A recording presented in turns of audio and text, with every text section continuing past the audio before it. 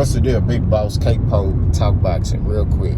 I'll talk about Derrick James. I'm seeing a lot of people saying Derrick James is a bad trainer. Derrick James is not a bad trainer. All right, Derrick James is still one of the best trainers in boxing today. You know what I'm saying? This man he had a series of fights back to back.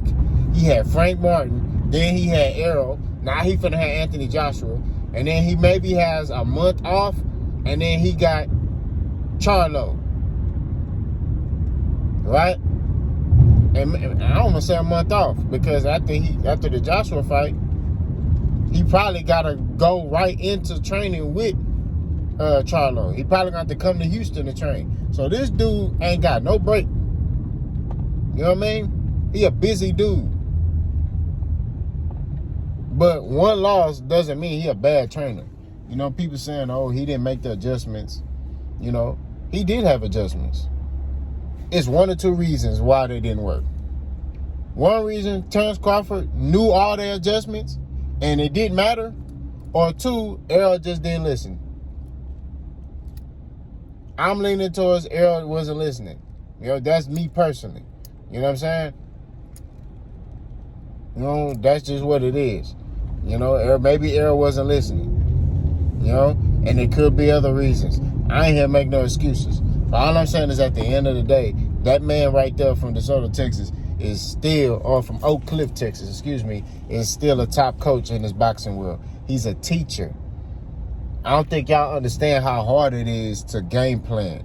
You got to look at a fighter's strengths and weaknesses, right? Then you got to look at your fighter's strengths and weaknesses. Then you got to formulate a game plan based off those strengths and weaknesses of both fighters, and be able to find out a way for your fighter to effectively expose this dude's weaknesses and capitalize on it to get his hand raised. That's just what it is. That stuff ain't easy. I'm getting on the coaching side now. It's more than just holding hand pads. Right? Everything you do is geared towards, you know what I mean, your game plan. Is definitely difficult. I think I've coached, I know I've coached one fight. But this was like a long time ago. My homeboy, you know, we was fighting on the same day, and he didn't have a coach. I helped him train for his fight. We did training camp together. We trained, you know, hit the hand pads. You know, I gave him a game plan, and he went in there and he did exactly what I did and stopped the dude. Stopped him. Me, I won my fight by unanimous decision. He stopped his dude. I was a little upset. I was like, hey, how the hell? I mean, I was happy for him, but then I was like, bro, how you stop your dude and I win by unanimous decision? You know? You know, but mine was a one-sided beatdown. I would say that. It was one-sided.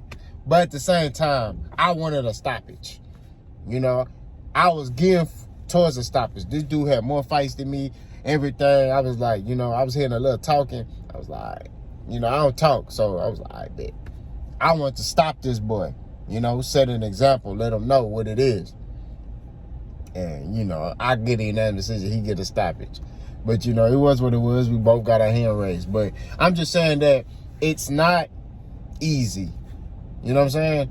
And, you know, Derrick James having to do all these game plans back to back to back to back like that. Like, you know, it may have been too much. It may have been too much, you know. But either way it goes, like, regardless, he's still a top coach. You know what I'm saying? Like, I don't understand this era. It's like this era feel like because somebody makes a mistake or somebody doesn't perform well, oh, it's over for them. It's a wrap. That's why I don't like today. I don't like the internet was the worst thing that happened to the world, and I'm gonna say that because it took away the originality in people. It took away you having your own identity, you know, and it gave people a voice that don't need to be heard, bro. And it made people, I don't want to say made people, it gave people an opportunity to troll and be cowards, you know, because, you know, back in the, me and my wife talked about this last night. Back in the day, you couldn't troll. You couldn't do that. You want to know why?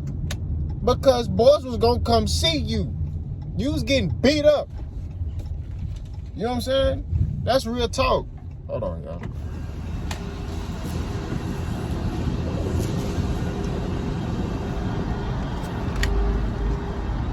You know, you was getting beat up. There was no, let me get in the comment section and let me try to talk, and say this and say that. There was none of that. You know what I'm saying? It was all a situation where it was like, you gonna have to stand on your 10, bro, because you finna get charged up about this. If somebody heard you was talking, they coming to see you. You know what I'm saying? That's what it is. It's not a thing of, I can say this. And the only reason why people say this in the comment section is because there's no consequences for their actions. They know you can't touch them. That's why they say foolishness in the comment section. They know that. That's why they can say, and boxing is the only sport where people do that. Now, I see them try to do the MMA. The difference is the MMA fighters, they come find you. They come find you. So not too many people say anything about MMA fighters because they gonna be where you at. Whereas boxers, they make more money, so they not gonna really be where you at. You know what I mean? So a lot of these people feel confident saying certain things. Like one dude said something to Adrian Broner. Adrian Broner knocked the dude out. What did he do? File a lawsuit. A dude said something to Floyd when Floyd was walking. Floyd was standing in the stands, and the dude was walking by, and Floyd was up 2 rows, and the dude was on the ground. And the dude told Floyd, I F you up. And Floyd looking at him like, but people do that nowadays because they know they just gonna end up suing these dudes and they gonna make a profit. It's the same thing on this YouTube. People come in the comment section, they talk their talk. When you cook them, they tell on you. That's why I'm on 48 hour. I can't comment on those here for 48 hours, and I got so many strikes on my video. I think if I get one more strike, I can't post or something like that they sent me. Like I can't post for a day or something like that. It's all a game to people. People want to play games and all this stuff. You know what I'm saying? They don't know no boxing, bro. They don't know nothing about no boxing. They don't know nothing about nothing. All they know about is trolling. You know what I mean? And they're flagging the win and they just go where everybody else going. And that's what it is. And I'm seeing that.